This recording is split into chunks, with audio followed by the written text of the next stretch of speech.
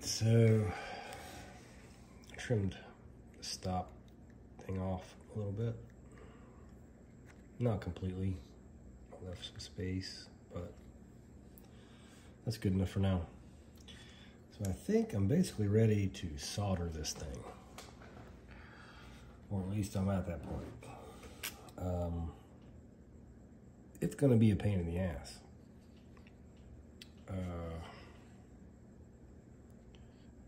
It's a tight little spot there. And routing these wires is also going to be a pain in the ass. The only way I can see to do it is to go this way, tack them down with some hot glue, and then go up this way. Which means they're going to have to cross over their own solder joints. But it'll work, I think. I think just so that I can have some wiggle room when I'm trying to manipulate them to solder, I'm going to leave them loose. And let's see. Yep, I'm going to leave them loose. And I'm just going to solder them on, pointing in the direction that I think they should go, and then I'll route the wire afterwards and tack it down with hot glue in a few spots. So that one thing you got to worry about is they're going to go right by these encoder wheel thingies, and I don't want them to get caught in it after I put it all back together and start using it, and then it's, you know, you move the thing and all of a sudden you snag the wire. So you got all that to think about when you're trying to do this. I think these wires are already almost exactly the right length I need, so I'm gonna strip them, tend them, and then I'll show you the technique that I'm going to attempt to use to solder these tiny little wires in that tiny little spot there.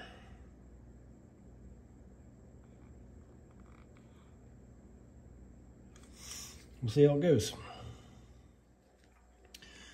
Just to give you an idea of how small the wire is, I tried to strip it with my strippers that go down to 20 gauge stranded, and they would not even bite into it because they were too big. So I just squeezed it with my fingernail and popped it right off. I'm going to do a number of steps to prepare to do this because in my experience, soldering little tiny delicate things, the more prep you do, the more likely you're successful. If you just go at it with a big old soldering iron and a big glop of solder, you're going to make a mess. So I'm going to start doing those, and I'll show you as I do them. One of the first things I'm going to do is I am going to clean it off with alcohol. I do that because if there's anything on there, it can make soldering really hard. And sometimes they use weird fluxes when they make circuit boards, and you want it to be as clean as possible. And then I'll do the same thing afterwards because I'm going to use some paste flux. I don't know where I got it, and it says no corrosion, no, you know, it says all that, but it also says made in China, so I don't believe any of it. So whenever you use a flux on a circuit board like that or on any connection, it usually makes soldering the connection easier, but if you leave it on there afterwards, it can cause it to very quickly corrode and ruin it. So clean it off with alcohol after.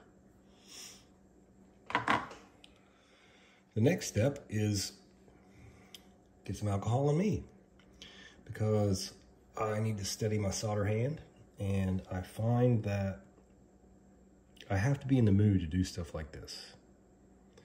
If you're just like rushing through it because you want to go drive the car, you'll screw it up. You have to kind of relax and like be in the mindset and, okay, we're gonna do this now. So don't rush it. Get everything right. Get in the mood, then do it. Otherwise, you could destroy a radio. If it was something you could easily just reverse and redo, who cares? Whatever, solder together. But especially when it's somebody else's, take your time, get mentally prepared, have a drink, and then do it.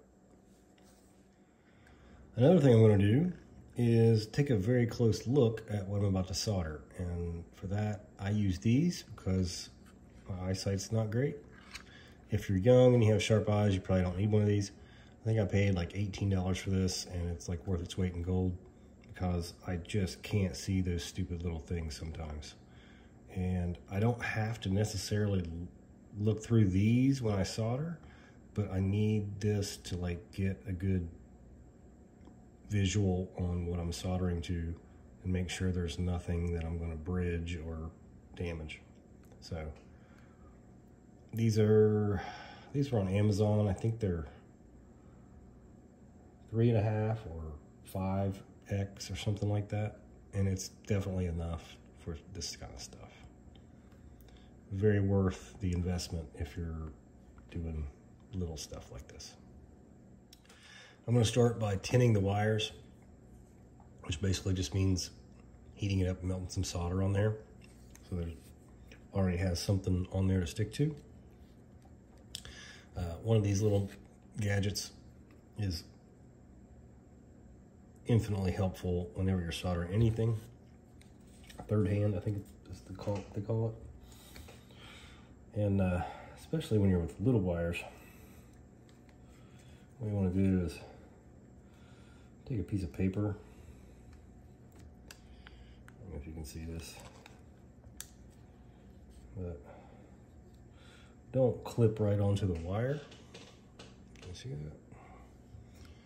What I did? You clip to the paper, because what will happen is if you clip to the wire, when you heat the wire up, the insulation will get soft and the clip will sink right into it and make a mess of the insulation. So I just need to hold it there while I heat it up and put some solder on it.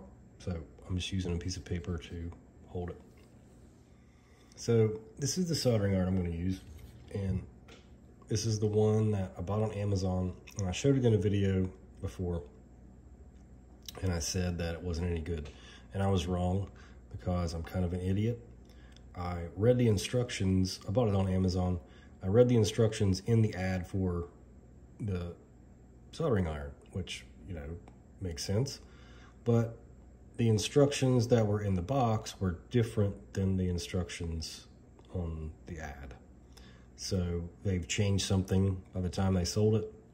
And I was trying to change from Celsius to Fahrenheit, and I accidentally put it into calibration mode and didn't realize it. And that's why it wasn't working right.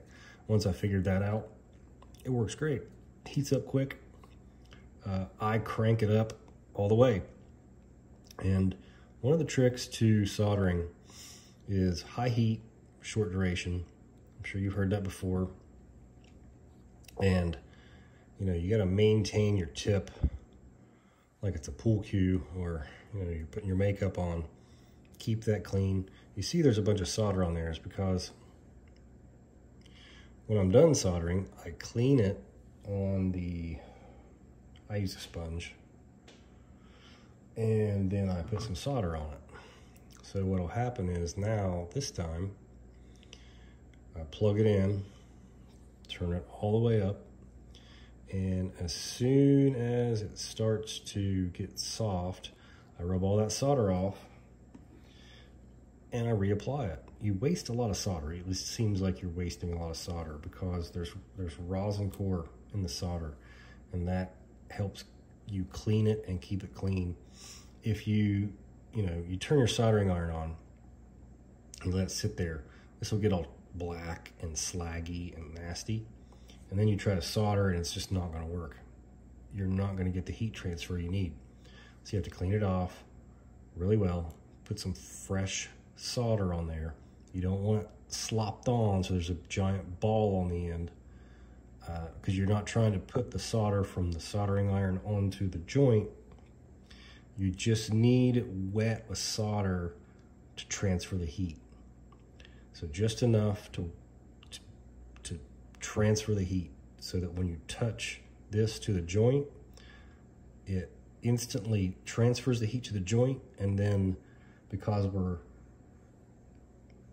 tinning the wire and we're soldering to an already soldered joint, the goal is to have the tip touch both of those about the same time and hopefully melt the solder on both sides of that joint and join them in a happy little liquid blob, and then pull off real quick, and when it cools you'll have a nice shiny one-piece joint. Okay, that was my best description of how to solder. But really it's mostly practice.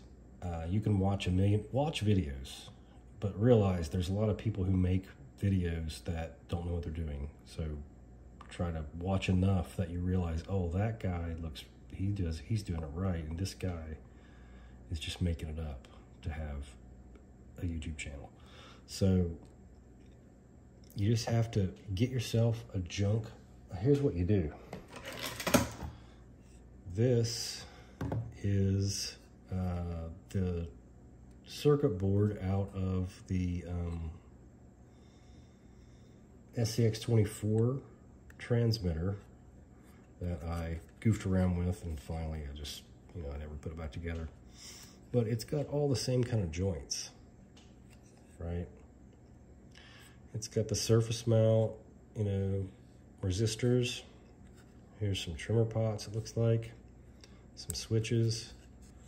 And on the back, they have that same through-hole joint. Just practice soldering. Get a piece of junk that you're never going to use again and just practice soldering wires to it. And kind of judge yourself by how they look. And don't be fooled if it just like, oh, it's stuck on there. Yeah. Not every solder joint that sticks on there is going to work right. So that's my spiel on soldering. I'm going to get busy and tin these, and we'll go to the next step. Okay, I tinned these. I don't know if we can really get a shot of that, but there's some solder on. They look nice and neat. And now I'm going to, I'm going to basically trim that in half. So I just have a tiny little stub there.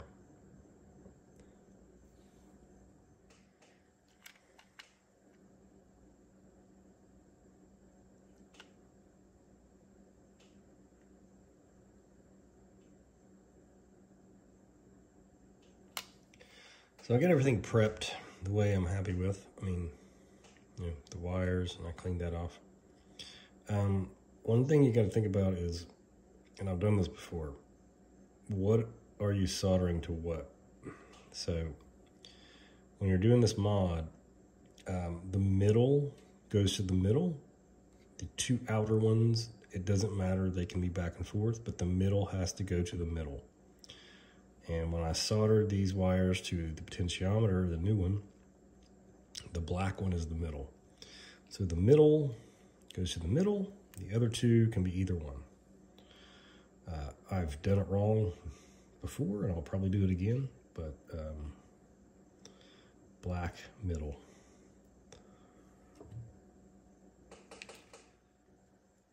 Pop this out again, just to give myself a little more room. Pops right in and out, no problem. All right, so this is kind of a secret weapon of soldering in this kind of situation.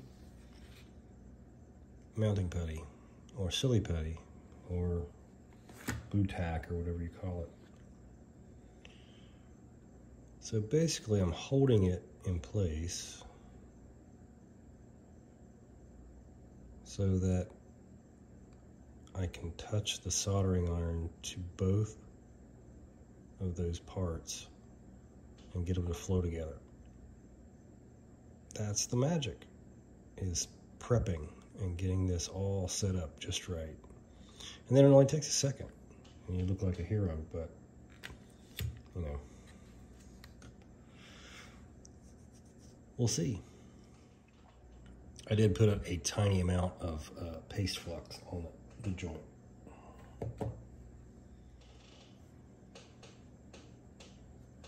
I don't know if I can get a shot of this, but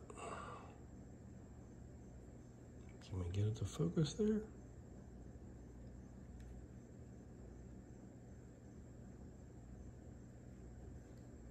I don't know. Under magnification, it looks pretty damn perfect. I don't think I could ask for better than that. If I can get it to focus. I'll try to take some still shots afterwards.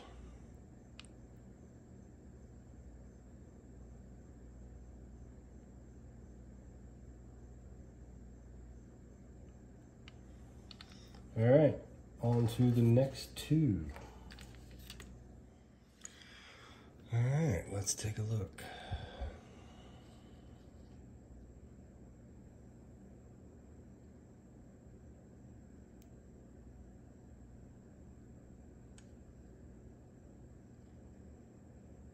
I want to call that good. I did bump into those little posts with the soldering iron, but I don't think it's going to hurt anything.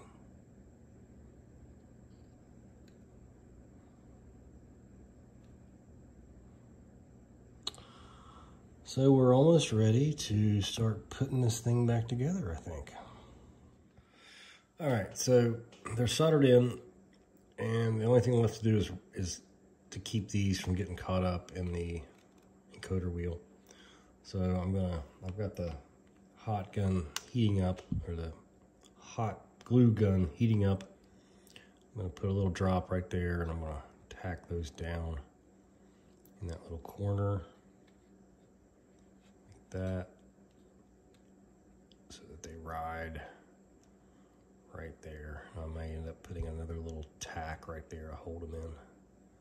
Just a tiny drop of hot glue, using it like tape. So I'm going to do that.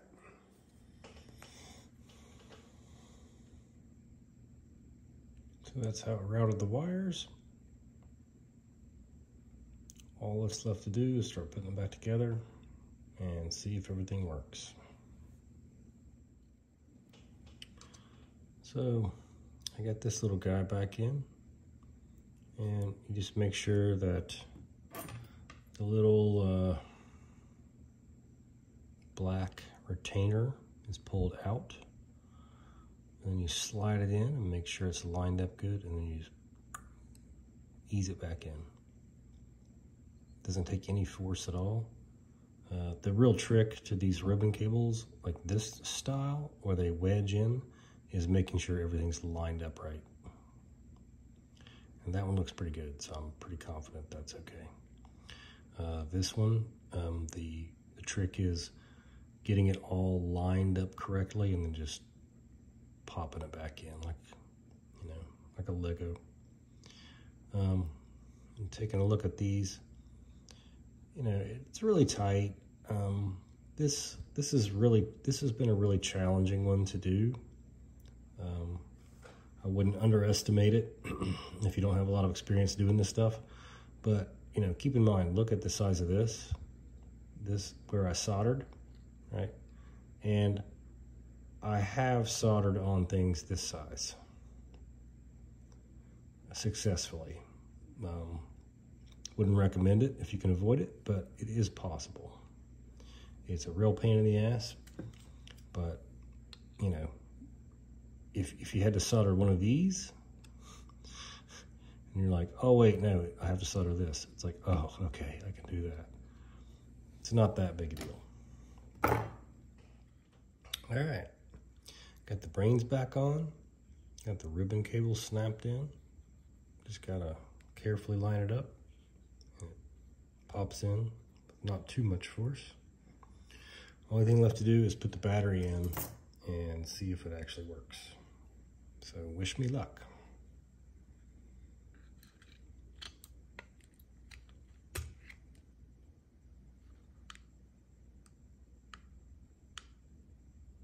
Welcome to Noble. Okay, so it turned on. That's a good thing.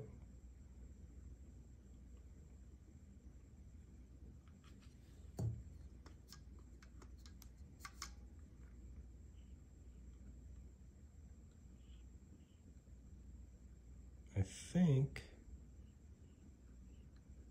we can call that a success. I've still got to put it all back together, but I've also got to tune that little stop there and get those stops in there. But I think we can say that the Flysky Noble can be modified for the rear steer potentiometer, which is pretty cool. So I'm going to start putting it back together now and then test it out. And the only thing I've noticed so far I had to pay attention to is this little rubber piece that goes on the front of the grip. There's a little notch, and that goes on this side, as you can see, like that. So it snapped back together with zero problems, zero bulging, no problems at all. Still got to put the screws in. I put the knob back on, even though this one doesn't do anything anymore. Still got this one, and now you've got this. So I'm pretty happy. All right, so I'm going to call that not completely done, but a success. That's the rear steer pot now.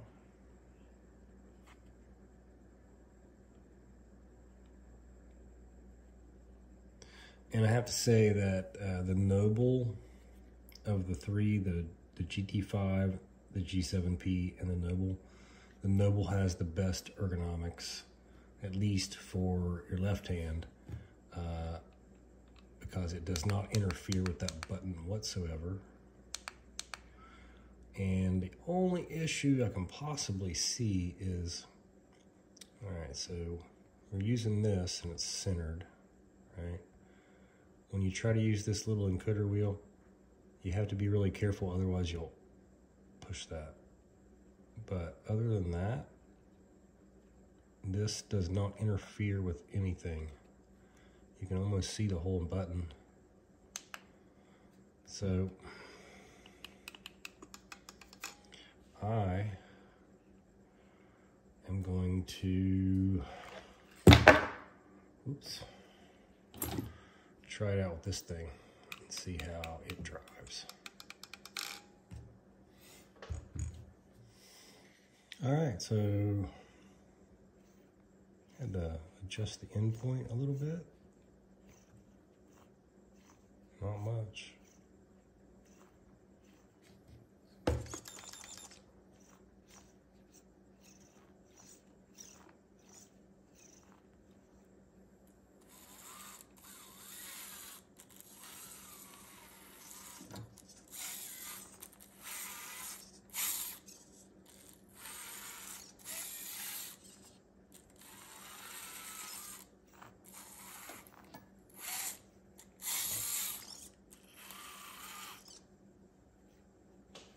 Doing pretty good.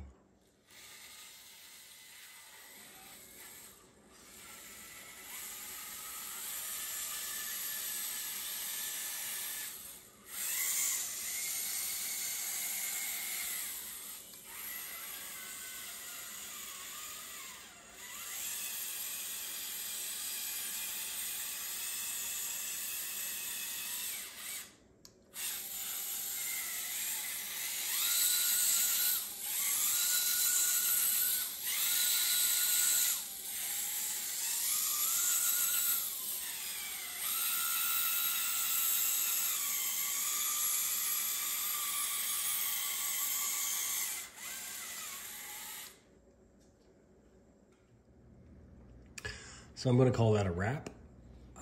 And the answer is yes, you can put the rear steer mod on the Noble. It is much more challenging to do this one than the GT5 or the G7P. Just because there's so many little obstacles in your way, you really have to take your time and be patient. I showed you how to do it all, so that's not the issue. It's just don't go too fast and break something as you're doing it is the biggest thing. Ergonomically, I would say this is the best one so far. The only downside to the Flysky Noble is the receivers. It comes with a 4-channel receiver, which I don't see here in front of me, but and that's fine, it works. But I'm now running 2 brushless motors, so I need 5 channels at least, I think. Yeah. 1, 2, 3. Yeah, I need 5 channels. And there's not a really good selection of small receivers for the Noble. That's the only downside I can see to the Noble. These, I think, are on sale this weekend. Heli Direct has them for like 200 and something. And I saw someplace had them for $199. So for 199 bucks, it's pretty amazing. And then if you have the patience, you can have one of these and just take it to a whole nother level. And I get questions a lot, especially people who are into crawling. Like, what's the point? Why do you need that? It's already got mixes and everything. And I've talked about that. And if you're into crawling and you're doing rear steer, you kind of know the mix works and you get the crab and all that. But when you're in a climb and you need to just tweak a little bit, this is the way to do it. And there are several amazing drivers of crawlers that you'll see on social media that don't use this. They do this, or they do this, or they have some other method.